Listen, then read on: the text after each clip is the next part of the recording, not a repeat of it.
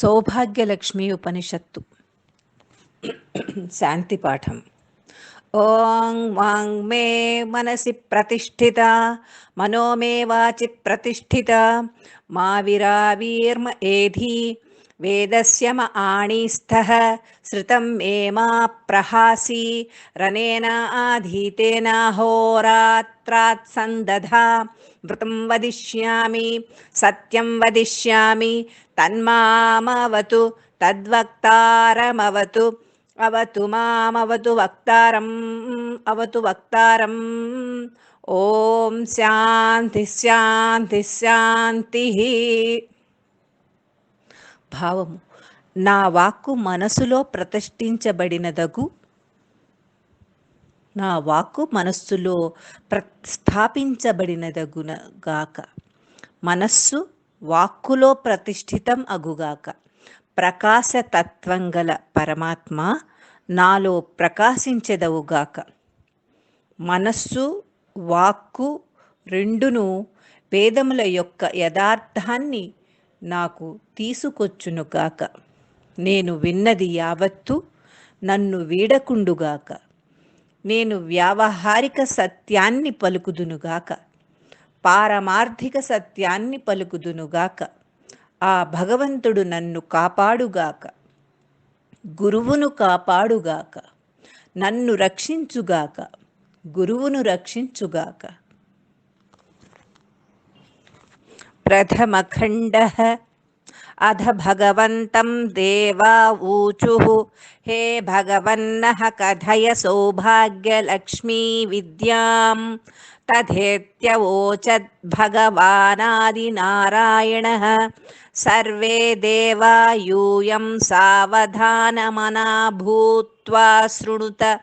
तुरीयरूपां तुरीयातीतां सर्वोत्कटां सर्वमन्त्रासनगतां पीठोपपीठदेवतापरिवृतां चतुर्भुजां श्रियं हिरण्यवर्णामिति पञ्चदशचिध्यायध.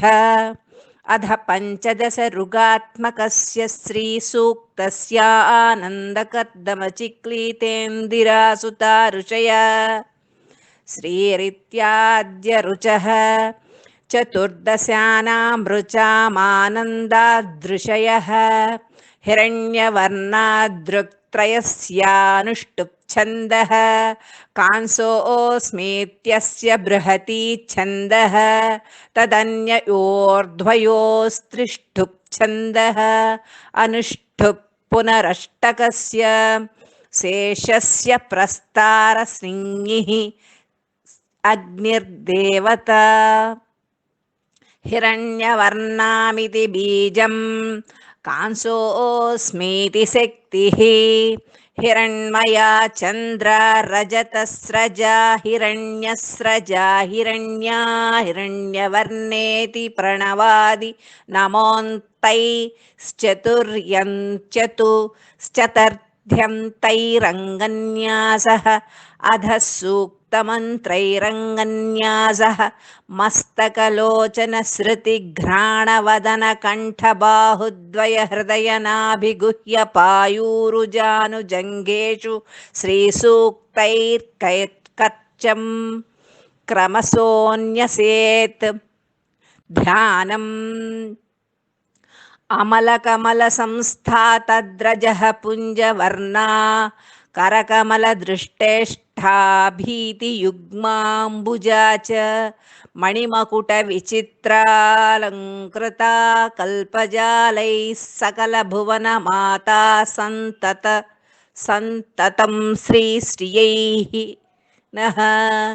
तत्पीठं कर्णिकां ससाध्यं श्रीबीजं वस्वादित्यकलापद्मेषु श्रीसूक्तगतार्धार्धर्चा तद्बहिर्यः शुचिरिति मातृकया च श्रियं यन्त्राङ्गदशकं च विलिख्य श्रियमावाहयेत्.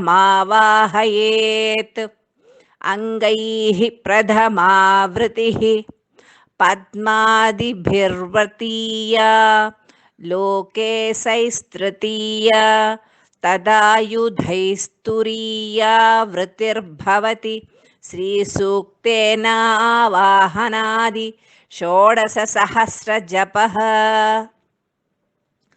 सौभाग्यरमैकाक्षर्या भृगुनृचद्गायत्री स्त्रियऋष्यादयः समिति बीजशक्ति श्रामित्यादि षडङ्गम् भूयाद्भूयोद्विपद्माभयवरदकरा तप्तकार्तस्वराभा शुभ्राभा शुभ्राभ्राभेभ युग्मद्वयकरधृतकुम्भाद्भिरासिच्यमाना रत्नौघा बद्धमौलिर्विमलतरदुकूलार्तवालेपनाढ्या पद्माक्षी पद्मनाभो रसिकृतवसतिः पद्मगाश्री श्रियै तत्पीठम् अष्टपत्रं वृत्तत्रयं द्वादशराशिखण्डं चतुरस्रं रमापीठं भवति कर्णिकायां ससाध्यं श्रीबीजं विभूतिरुन्नतिः कान्तिसृष्टिः कीर्तिः स्थितिर्नतिर्वृष्टिरुत्कृष्टिर्वृद्धिरिति प्रणवादिनमोऽन्तै चतुर्ध्यन्तैर्नवशक्तिं यजेत् अङ्गैः प्रथमावृत्तिः वासुदेवादिभिर्द्वितीया बालक्यादिभिस्तृतीया इन्द्रादिभिश्चतुर्थी भवति द्वादशलक्षजपः श्रीर्लक्ष्मी वरदा विष्णुपत्नी वसुप्रदा हिरण्यरूपा स्वर्णरूपा स्वर्णमालिनी रजतस्रजा स्वर्णप्रभा स्वर्णप्राकारा पद्मवासिनी पद्महस्ता पद्मप्रिया मुक्तालङ्कारा चन्द्रा सूर्या बिल्वप्रिया ईश्वरी भुक्तिर्मुक्तिर्विभूतिवृद्धिसमृद्धिः तुष्टिः पुष्टिर्धनदा धनेश्वरी श्रद्धा भोगिनी भोगदा सावित्री धात्री विधात्री इत्यादि प्रणवादि नमोऽन्ताश्चतुर्ध्यन्ता मन्त्राः एकाक्षरषडङ्गादिपीठं लक्षजपः दशांशं तर्पणं शतांशं हवनं सहस्रांशं द्विजतृप्तिः निष्कामानामेव श्रीविद्यासिद्धिर्न कदापि सकामानाम् इति భావం. శ్రీ సూక్తాన్ని అనుష్ఠానం చెయ్యడాన్ని దాని వలన వచ్చే ఫలితాలను ప్రకటించే సౌభాగ్యలక్ష్మి ఉపనిషత్తు ఇందులో ప్రతిపాదించబడినది. దేవతలు భగవంతుని ఉద్దేశించి, ఓ భగవంతుడా, మాకు సౌభాగ్యలక్ష్మి విద్యను తెలుపవలసినదని వేడుకొనుచున్నాము అనిరి. అంతట భగవానుడగు ఆదినారాయణుడు అట్లే అనుచు ఈ విధముగా పలికెను. ఓ దేవతలారా, మీరు సావధాన మనస్సుతో వినండి. శ్రీ సూక్తం యొక్క అర్ధరూపంలో ఉన్న శ్రీదేవిని తురీయ రూపంలో ఉన్నదియును, తురీయ తత్వానికి అతీతమైనదియును, సర్వోత్కృష్టమైనదియును, సర్వమంత్రాసనము కలదియునైన 4 చేతులు గలదియునై హిరణ్యవర్ణాం మొదలుగా 15 రుక్కులతో ప్రతిపాదించే దానిగా ధ్యానించండి. ఇక అసలు విషయానికి వద్దాం. 15 రుక్కులతో కూడిన శ్రీ సూక్తమునకు ఋషులు ఇందిరయు ఇందిరా సుతులగు ఆనందుడు కర్దముడు చిక్లీతుడు అనువారు. ఋషులు అంటే మంత్రద్రష్టలు అని అర్థం. కానీ ఇందులో మొదటిదగు హిరణ్యవర్ణాం అనుదానికి మాత్రమే ఇందిర ఋషి.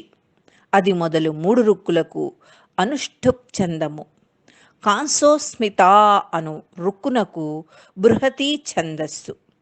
తర్వాత 2 రుక్కులకు త్రిష్ఠుప్ ఛందస్సు. తర్వాత ఉండే 8 రుక్కులకు మరలా అనుష్ఠుప్ ఛందమే. మిగిలిన దానికి ప్రస్థార పంక్తి ఛందస్సు. స్త్రీ అనే శబ్దముతో చెప్పబడే అగ్నియే శ్రీ సూక్తం ప్రతిపాదించే దేవత. హిరణ్యవర్ణాం మంత్రబీజం. కాంసోస్మి శక్తి. హిరణ్మయ, చంద్రాం, రజతస్రజ, హిరణ్యస్రజ, హిరణ్య, హిరణ్యవర్ణ అను వాటికి మొదట ప్రణవమును చివరగా నమః శబ్దములను చేర్చి వానితో అంగన్యాస కరన్యాసములు చేయవలయును. ధ్యానము. నిర్మలంగా ఉండే కమలంలో ఉన్నదియును కమల పరాగవర్ణమును 4 చేతులకు అలముకొన్నదియును వరద అభయముద్రలతో పద్మమును ధరించియున్నదియును మణి కిరీటమును ఆభరణముల సమూహంతో చిత్ర విచిత్రమైన అలంకారములు కలదియును 14 లోకములకు తల్లియును అగు శ్రీదేవి ఎల్లప్పుడూ మాకు శ్రీ అంటే శోభలను సిద్ధింపచేయుగాక అని ధ్యానము. సిద్ధింపచేయుగాక అని ధ్యానము. ఇప్పుడు శ్రీదేవి యొక్క పీఠము బంగారముతో కానీ వెండితో కానీ లేక రాగితో కానీ చతురస్ర పీఠము చేయించవలయను. దానిలో మధ్యలో 16 దళముల పద్మమును, అందులో 12 దళముల పద్మమును, దాని లోపల 8 దళముల పద్మమును, నడుమ వృత్తమును గీయవలయను. ఆ వృత్తమందు సాధకుడు తాను సాధించవలసిన ప్రయోజనమును మమ సర్వాభీష్ట సిద్ధిం కురు కురు నమః అని వ్రాయవలెను. శ్రీ సూక్తమును అర్థం వచ్చేటట్లు విభజించి లోపల నుండి ఈ పద్మ దళములయందు వరుసగా వ్రాసి చివరకు మిగిలే 6 దళములందు కామధేనువు, శంఖనిధి, మకరనిధి, మోక్షనిధి, బోధము, కల్పవృక్షము వీని మంత్రములను వ్రాయవలెను. ప్రతి మంత్రమునకు మొదట ఓం అను అక్షరమును చివర నమః అనియు వ్రాయవలెను. 16 దళముల పద్మమును వెలుపలి భాగమున యః సూచి ఇత్యాది ఫలశ్రుతి మంత్రమును అకారము నుండి లకారము వరకు 10 అక్షరముల మాతృకగా వ్రాయవలెను. ఆ పైన చుట్టుపక్కల శ్రీం బీజమును వ్రాయవలెను. బీజము ప్రాణము, శక్తి, దృష్టి, వశ్యాధికము, మంత్రగాయత్రి, యంత్రగాయత్రి, ప్రాణప్రతిష్ఠ, భూతబీజములు, దిక్పాలక బీజములు అను యంత్రాంగము 10 వ్రాయవలెను.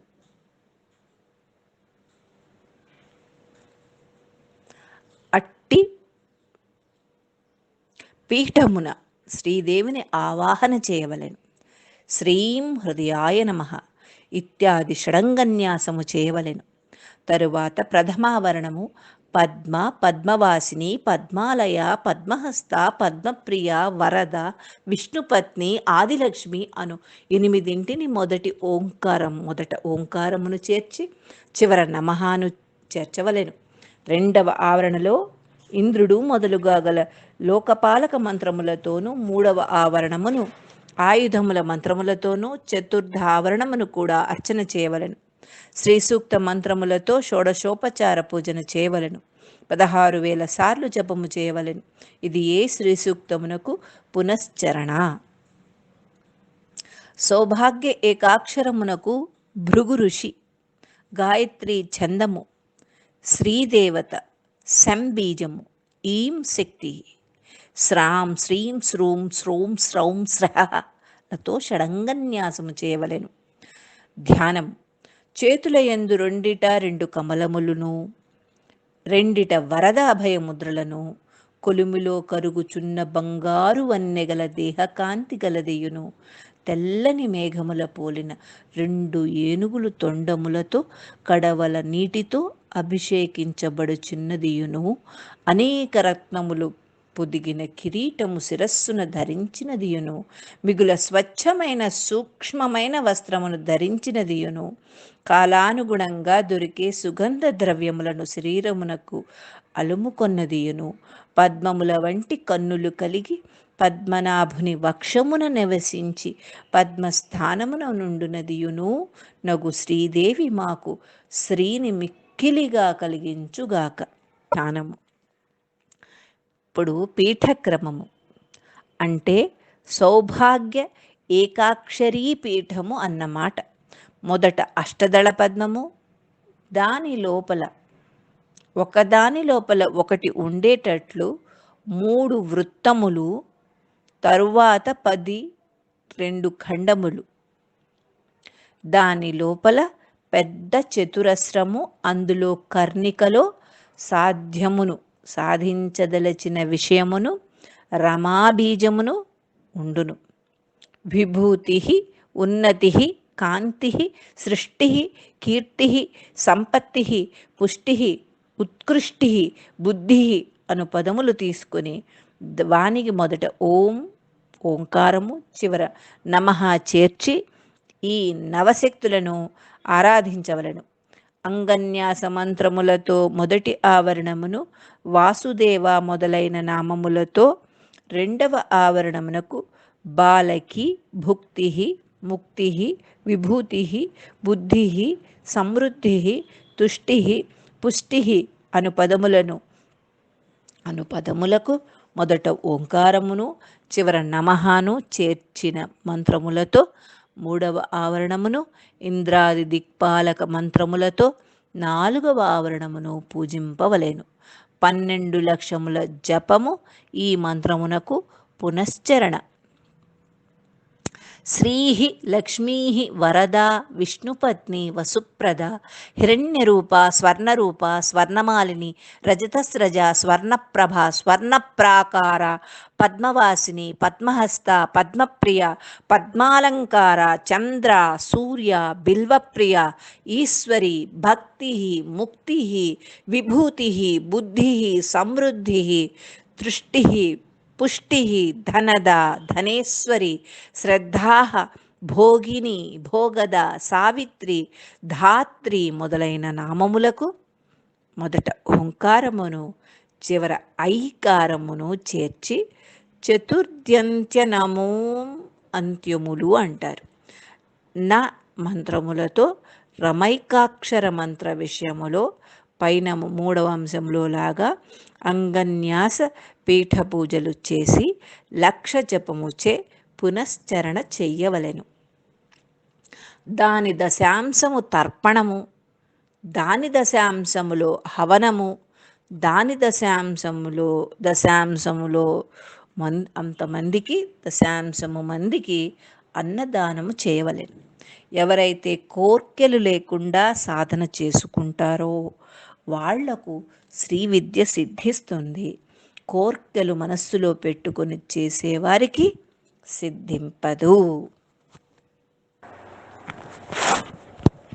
ద్వితీయ ఖండః యోగ వివేకః అధహైనం దేవా ఊచు స్తురీయయా మాయయా నిర్దిష్టం తత్వం బ్రూహీతి తథేతి సహోవాచ.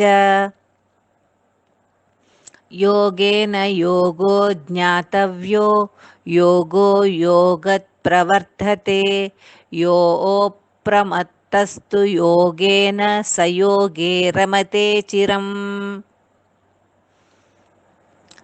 సమాపయ్య నిద్రాం సుజీర్ణేऽల్పభోజీ శ్రమత్యాజ్య బాధే వివిక్తే ప్రదేశే సదాసీత నిస్తృష్ణ ఏష ప్రయత్నోధవ ప్రాణరోధో నిజాభ్యాస మార్గాత్.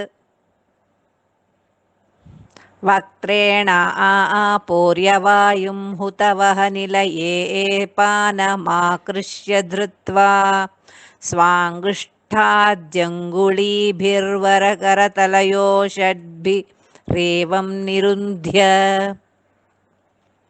శ్రోత్రేభ్యశ్చ वक्त्रे नेत्रे च नासापुटयुगलमधोनेन मार्गेण सम्यक् कृष्यन्ति प्रत्ययांशं प्रणवबहुविध ध्यानसंलीनचित्ताः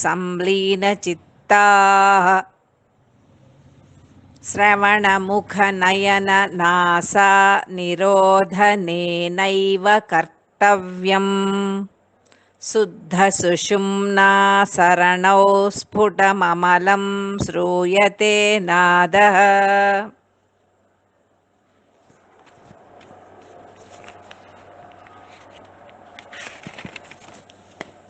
विचित्रघोषसंयुक्ता नाहते श्रूयते ध्वनिः दिव्यदेहश्च तेजस्वी दिव्यगन्धोऽप्यरोगवान् सम्पूर्णहृदयः शून्ये त्वारम्भे योगवान् भवेत् द्वितीयां विघटीकृत्य वायुर्भवति मध्यगः दृढासनो भवेद्योगी पद्माद्यासनसंस्थितः विष्णुग्रन्थेस्ततो भेदात् परमानन्दसम्भवः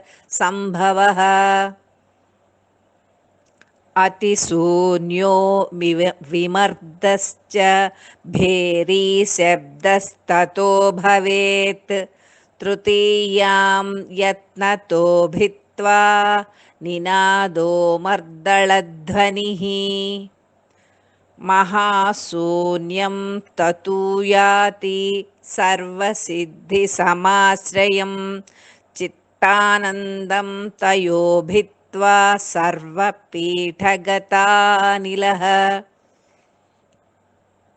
निष्पत्तौ वैष्णवशब्दः क्वणतीति क्वणो भवेत् एकीभूतं तदा चित्तं सनकादिमुनीडितम्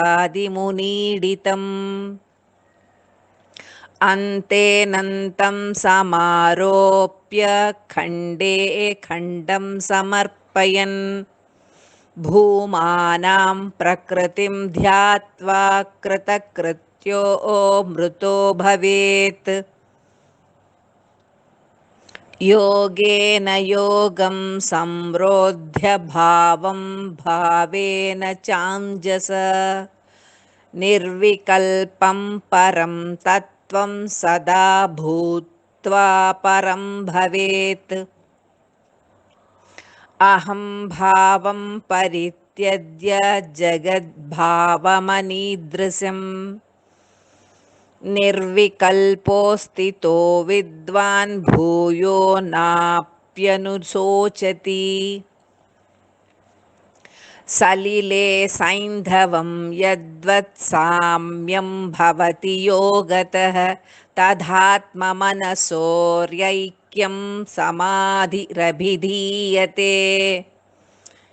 यदा संक्षीयते प्राणो मानसं च प्रतीयते तदा समरसत्वं यत् समाधिरभिधीयते यत्समत्वं तयोरत्र जीवात्मा परमात्मनोः समस्तनष्टसङ्कल्पः समाधिरभिधीयते प्रभाशून्यं मनःशून्यं बुद्धिशून्यं निरामयम् सर्वशून्यं निराभासं समाधिरभिधीयते स्वयमुच्चरिते देहे देही नित्यसमाधिना निश्चलन्तं विजानीयात् समाधिरभिधीयते यत्र यत्र मनो याति तत्र तत्र परं पदम् तत्र तत्र परं ब्रह्म सर्वत्र समवस्थितम् इति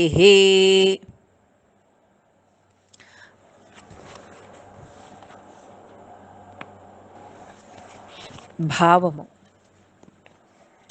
తరువాత దేవతలు భగవాన్ ఆదినారాయణమూర్తిని, ఓ భగవంతుడా, తురీయతత్వమైన మాయ వలన అదుపు చేయబడు నిర్దేశించబడు తత్వమేదో మాకు వివరముగా చెప్పుమని వేడుకున్నారు.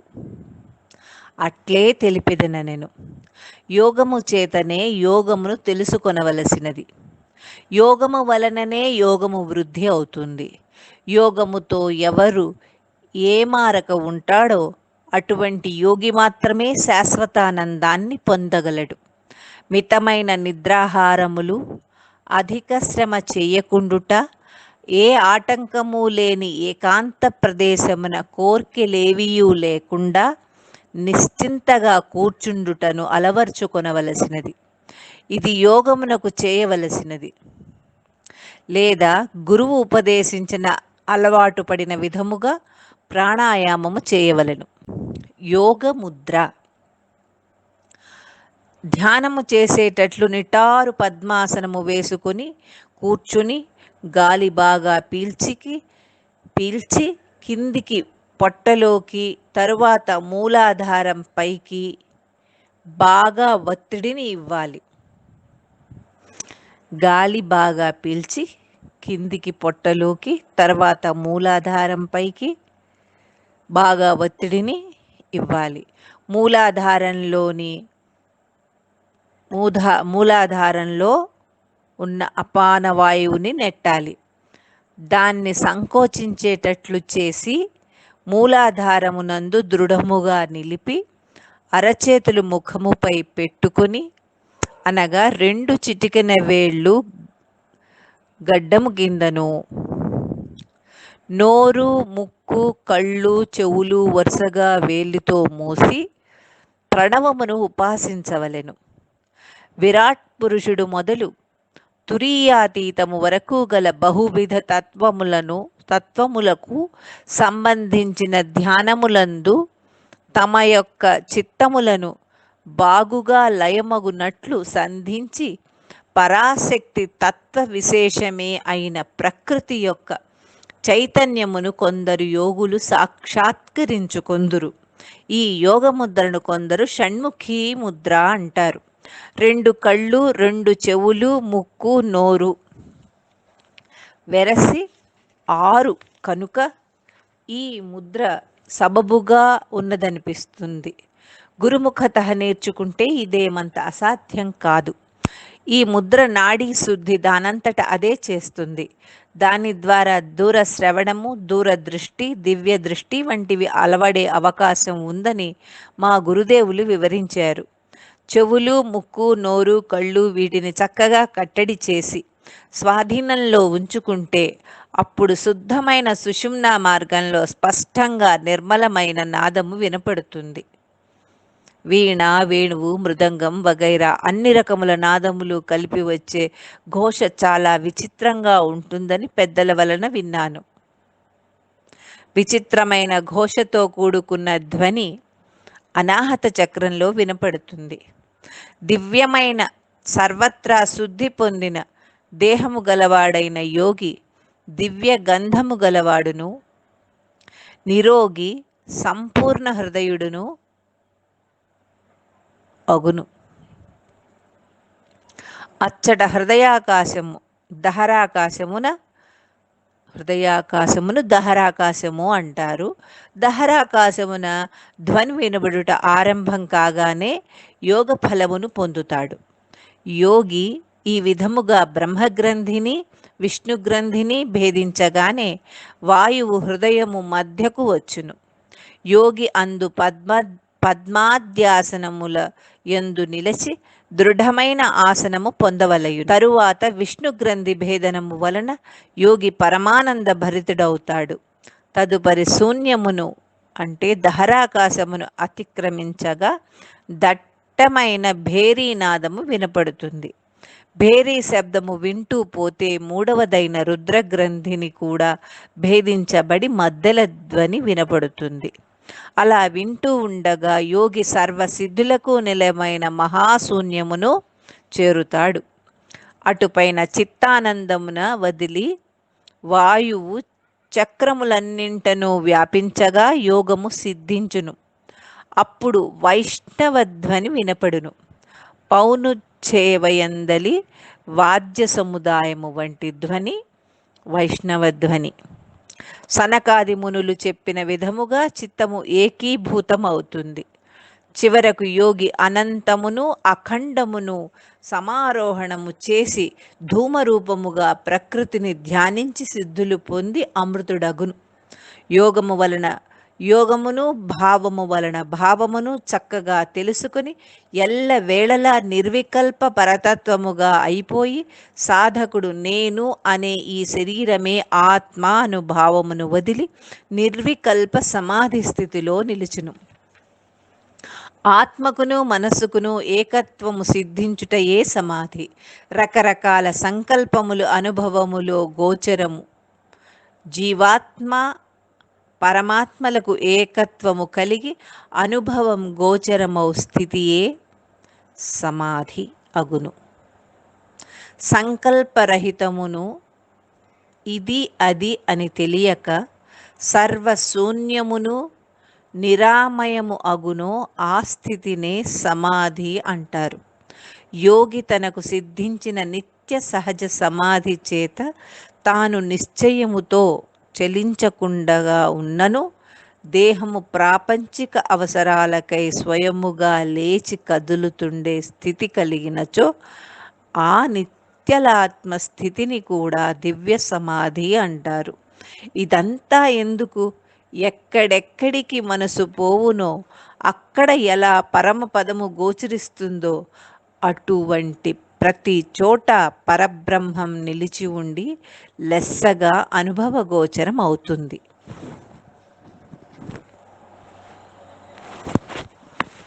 తృతీయ ఖండః నవచక్ర వివేకం అధహైనం దేవా ఊచుర్నవచక్ర వివేకమనుబ్రీహీతి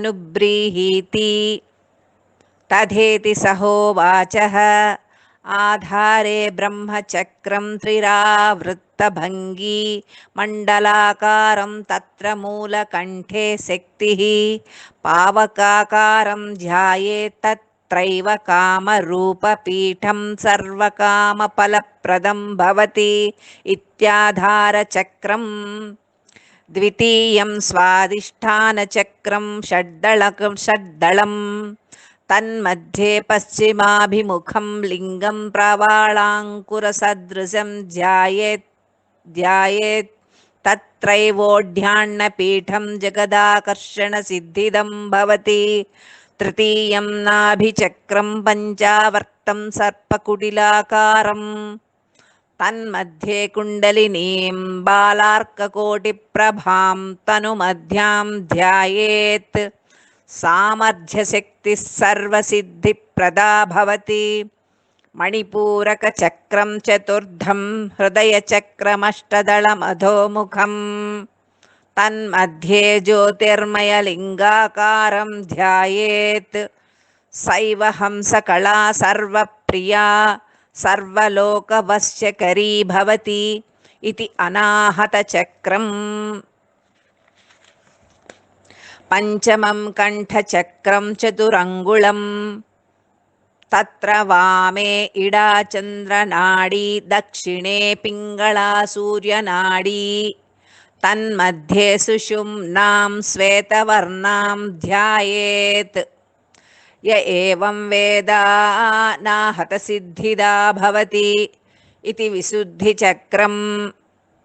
షష్ఠం తాళుచక్రం తత్ర అమృతధారా ప్రవాహః ఘంటికాలింగ ఊర్ధ్వమూలచక్రరంధ్రే రాజదంతావలంబినీ వివరం దశమద్వారం తత్ర శూన్యం ధ్యాయేత్ చిత్తలయో భవతి.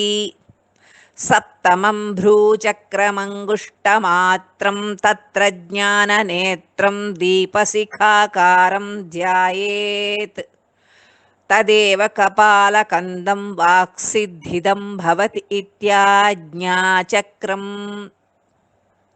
అష్టమం బ్రహ్మరంధ్రం నిర్వాణచక్రం తత్ర సూచికా గృహేతరం ధూమ్రశిఖాకారం ధ్యాయేత్ తత్ర జాలంధరపీఠం మోక్షప్రదం భవతి ఇతి పరబ్రహ్మచక్రం.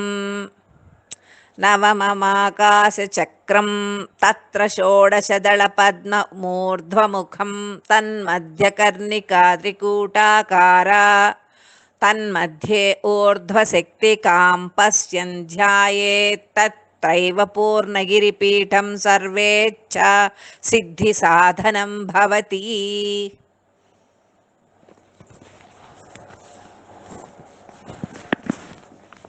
భావము.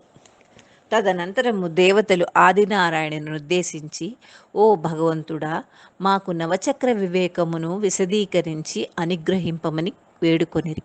అటులనే అని భగవానుడు ఇట్లు పలికెను. మూలాధారమున బ్రహ్మచక్రమున్నది. ఇది 3.5 చుట్లు కలది. మండలాకారము అగ్ని రూపమును కలది. దాని మూలకందమందు శక్తి కలదు. ఆ దివ్య శక్తిని ధ్యానింపవలెను.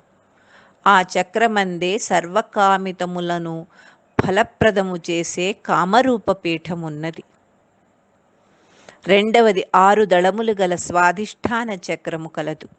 దాని మధ్య భాగములో పగడపు మొలక వంటి లింగమును వెనక్కు ముఖము పెట్టి ఉన్న దానిగా ఊహించి ధ్యానించవలెను. ఆ స్వాధిష్టాన చక్రము బొడ్డులోనే జనాకర్షణ సిద్ధినిచ్చేటి ఓఢ్యాన్య పీఠము ఉంటుంది. మూడవది 5 చుట్లు చుట్టుకొన్న పాము వలె మెలికలు తిరిగి ఉండే నాభి చక్రము. దీనిని మణిపూరకం అంటారు. దాని మధ్యలోనున్నట్లుగాను ఉదయించే కోటి సూర్యులతో సమానమైన కాంతిగల దానిగాను సాధకుని శరీరం మొత్తం నిడివికి మధ్య బిందువుగాను భావించి కుండలిని శక్తిని ధ్యానించవలసినది. అందుననే సర్వసిద్ధులిచ్చేటి సామర్థ్య శక్తి ఉంటుంది. సూచన: ఈ విషయంలో కుండలిని శక్తిని ఎలా ధ్యానం చేయవలెనో శ్రీ సూక్తములో 6వ రుక్కు ఆదిత్యవర్ణే తపసోధిజాతో వనస్పతిస్తవ వృక్షోధ బిల్వః తస్య ఫలాని తపసానుదంతో మాయాంతరాయాశ్చ బాహ్యా అలక్ష్మీః ఈ రుక్కు వివరిస్తున్నదని శ్రీ విద్యారణ్యుల వారి భాష్యము సూచిస్తున్నది. 4వది 8 దళములు కలిగిన అధోముఖము తలక్రిందులుగా ఉండే అనాహతము అనబడే హృదయ చక్రము.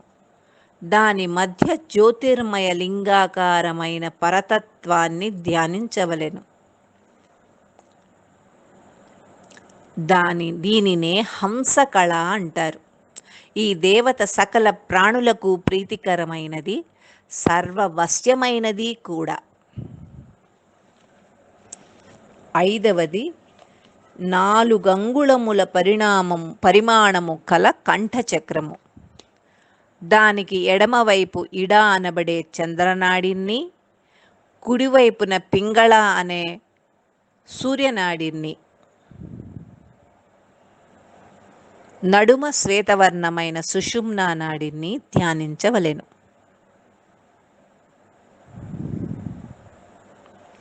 ఈ విధముగా తెలుసుకుని ఎవరు ఉపాసిస్తారో వారికి ఈ చక్రమందలి దేవత అనాహత సిద్ధినిస్తుంది. 6వది తాళు చక్రము. దీనిలో అమృతధార ప్రవాహం ఉంటుంది. అక్కడ అంతర్జిహ్వ అనబడే ఘంటికాలింగం ఉంటుంది. ఇది చాలా ప్రసిద్ధమైనది. అక్కడ ఊర్ధ్వమూలముగా ఉండే చక్రపు రంధ్రములో శూన్యమును, ఎలాంటి చిత్త చాంచల్యము లేని స్థితిని భావించి ధ్యానము చెయ్యవలెను. ఈ స్థితి చేతనే సాధకునకు చిత్తలయము సిద్ధించును. 7వది అంగుష్ఠమాత్ర పరిమాణము గల భ్రూచక్రము. ఇక్కడ దీపశిఖాకారములో ఉండే జ్ఞాననేత్రము కలదు. అనుభావముతో అటువంటి జ్ఞాననేత్రమును కనుబొమ్మల నందు మధ్యన ధ్యానించవలెను. దానినే భగవద్గీతలో నాసికా మూలే అన్నారు. అదే కపాల కందము. దీనిలో చేసే ధ్యానము వాక్సిద్ధినిస్తుంది.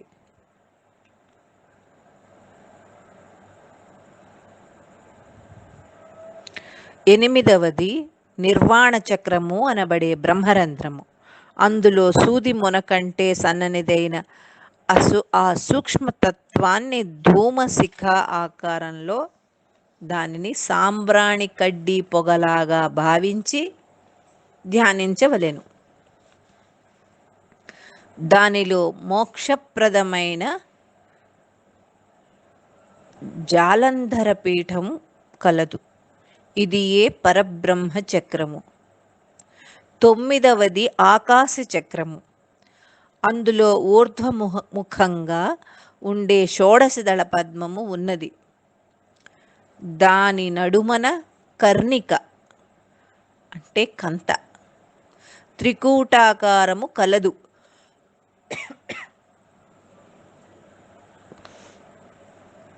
దాని నడుమ ఊర్ధ్వశక్తిని చూస్తున్నట్లు ధ్యానించవలెను.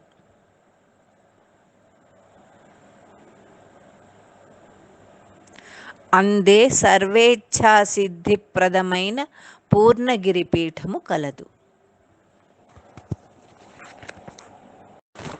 శ్రీ సౌభాగ్యలక్ష్మి హృదయస్తవము శ్రీ శివానందనాథయోగి విరచితము.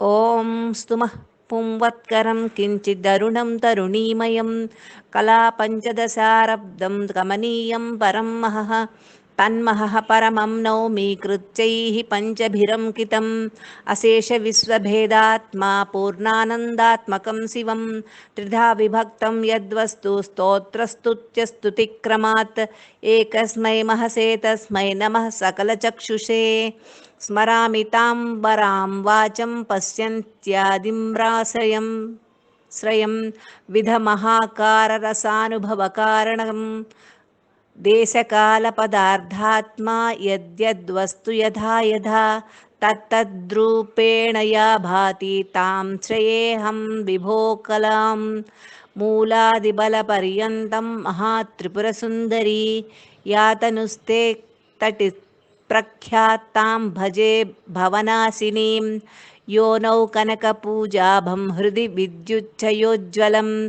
ఆజ్ఞాయాం చంద్రసంకాశం మహాస్తవ మహేశ్వరీ ప్రసృతామృతరత్నౌఘా సంతర్పితచరాచరాం భవాని భవశాంత్యై త్వాం భవయామ్యమృతేశ్వరీ వర్ణః కళాపదం తత్వం మంత్రో భువనమేవ చ ఇత్యద్వషట్కం దేవేసి భాతి త్వయి చిదాత్మని అనాశ్రితా ఆదికాలాగ్నిరుద్రాంతం చిత్రమద్భుతం ఉన్మీలయసి మాతస్త్వం ప్రకాశ వపుషి త్వయి యదిదం భాసతే దేవీ నామరూపక్రియాత్మకం ప్రకాశ వపుషస్తత్వ సర్వం నాతికరిష్యతి నేత్రాదిజాలకోపాంతే హృత్పద్మాసనలీలయా వారం వారం త్వయా దేవీ రూపాది మధుసేవ్యతే సంవిద్దేవ్యః సమాక్రమ్య విషయానమృతాసనం యోగినాం ప్రేషయంత్యారే తత్పూజార్థం హి సర్వదా సౌభాగ్యహృదయం గుహ్యం శివానందేన యోగినా సమారాధనపూర్త్వర్థం స్తుతం సకలకామదం. శ్రీ శివానందయోగి రచించిన ఈ స్తవము భక్తుల పాలిట గొప్ప వరము. యోగి పుంగవులు సౌభాగ్యలక్ష్మి ఉపనిషత్తును కూలంకషంగా అధ్యయనం చేసి సారాంశాన్ని ఈ మూసలో పోసి మన ముందుంచారు.